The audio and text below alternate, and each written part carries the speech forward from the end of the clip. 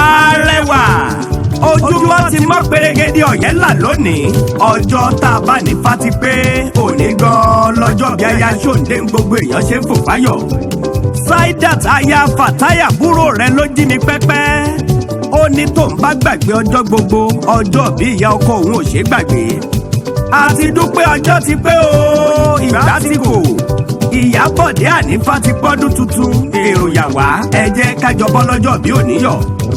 ńlẹ́ pọ́rọ́kọ́tọ́ bí ọkà adúmáadán ọlọ́pọ̀ ẹwà rèé ẹ̀rín músẹ́ ń lo fi ta wọ́n yọ ọlọ́jọ́ bí òní tiẹ̀ yàtọ̀ ọlọ́jọ́ bí òní ijó ọpẹ́ yá. Ìyábọ̀dé gbọ́wọ́ ọjọ́ gẹ́ngẹ́ gbẹ́sẹ̀ kó tẹ̀sù mọ́lẹ̀.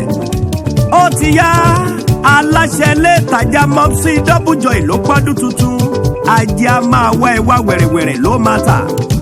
ó pọ̀ aya Ṣóǹdé ló ní kò pọ̀kẹ́ ọjọ́ òní ti bóun láyé àfi kájọjó kájọyọ̀. Ànífà ó ti yá tẹ́wọ́ àdúrà kó máa ṣàmì ire lójú owó rí kójú ẹ̀ ó máa ríre gbogbo ara ní ṣẹfúṣẹfú fi ń ṣajẹ́ òní mọ̀ṣì. Happy birthday to you Ìyábọ̀dé Ànífà aya Ṣóǹdé. Every 29th of November is your day. ọdún 2020 ló pé ìní gbogbo èèyàn ṣe ń bọ̀ yọ̀.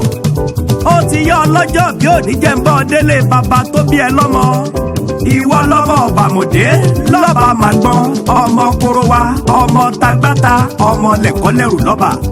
ẹ̀yin lọ́mọ òfẹ́ mọ́ fẹ́ yá tó fagada yọ ó lọ́kọ̀ dànù sí gbàgbàgìyà tó tún rojú ẹnu ẹ̀ tó jàre.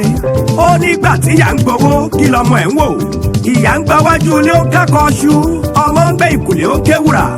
ẹ̀yin lọ́mọ ẹyẹ tẹ́lẹ̀ orókù tó ń fò yagbayagba tó pàdé tí orí lègelège tó fọwọ́ ẹ̀ méjèèjì gbégbá ẹ̀fọn ẹ̀wọ̀n jà. lákàdé ọmọ alókù lọ́bẹ̀ ìran bàbá tó bí ẹ lọ́mọ awẹ́rẹ́ dẹ ọmọ alùbí ẹfun tẹ́fun ṣe.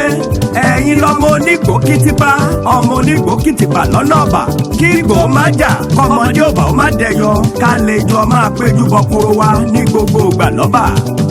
ọlọ́jọ́ bí òní o tó bá wá ń gbọ́ kíkì yìí Saidat ìyàwó Fatai àbúrò rẹ̀ ló ń pé ìyá ọkọ mi happy birthday to you.